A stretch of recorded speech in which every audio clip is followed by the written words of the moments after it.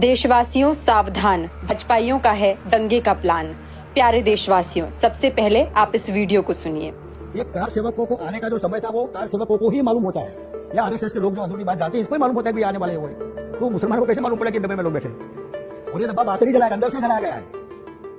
बीच conspiracy पूरी जानबूझ कर ये हिंदुओं को जलाओ, हिंदुओं को जलाने के बाद फिर गुजरात में हिंदू मुसलमानों को जलाएंगे। एक गुजरात में अगर गोधरा डब्बा जलाया नहीं गया होता और गुजरात में राइट्स नहीं होते, राज धर्म उस समय निभाया होता, बीजेपी को आने का सवाल पैदा नहीं होता था। 2002 में ऐसा कौन सा चमत्कार हुआ सिवा हिंदू मुसलमान लोगों ने वोट दिए? सुन लिया आपने, ये शंकर सिंह वाघेला हैं, गुजरात के पूर्व मुख्यमंत्री। कह रहे हैं कि अगर गुजरात का दंगा नहीं होता तो भाजपा के आने का सवाल ही नहीं था। पीएम मोदी 2002 में गुजरात के मुख्यमंत्री थे।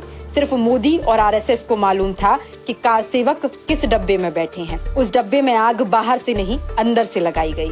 कार सेवकों की मौत के बावजूद पूरे गुजरात में उनकी लाशों को घुमाया गया और राज्य में दंगे का माहौल बनाया गया। ये सब आरएसएस और मोदी सरकार की निगरानी में हुआ। कार सेवक मारे गए, गुजरात को आग के हवाले कर दिया गया। हजारों बच्चे, बूढ़े और महिलाओं को अपनी जान गंवानी पड़ी और फिर मोदी अमर हो गए। मोदी ने फिर पीछे मुड़कर नहीं देखा और मुख्यमंत्री की कुर्सी पर हमेशा के लिए कब्जा जमा लिया। ये कहानी आपको इसलिए सुनाई जा रही है क्योंकि पिछले 10 सालों से मोदी ने दिल्ली पर कब्जा जमा रखा है। उन्होंने पिछले 10 सालों में एक भी ऐसा काम नहीं किया जो देश और जनता के हित में हो। मोदी ने सारा काम अपने पूंजीपति दोस्तों के हित में किया। अडानी को दुनिया का दूसरा सबसे अमीर आदमी बना दिया। देश के हवाई अड्डे, रेलवे स्टेशन, सड़कें, माइनिंग सब बड़े बड़े पूंजीपतियों के हाथों में बेच दिया।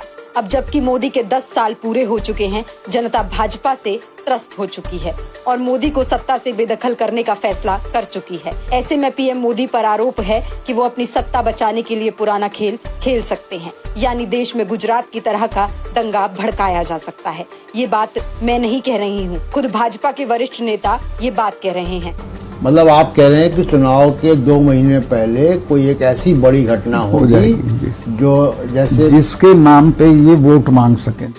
पूर्व राज्यपाल सत्यपाल मलिक का कहना है कि मोदी 2024 का चुनाव जीतने के लिए किसी भी हद तक जा सकते हैं। राम मंदिर पर हमले भी कराए जा सकते हैं। इसी तरह का अंदेशा अब शिवसेना प्रमुख उद्धव ठाकरे ने भी जाहिर किया है। उनका कहना है कि मोदी सरकार जनवरी के महीने में राम मंदिर का उद्घाटन कराएगी। देश भर से राम भक्तों को अयोध्या ले जाया जाएगा और वापसी में किसी ट्रेन पर हमला कराकर कुछ राम भक्तों की हत्या कराई जा सकती है।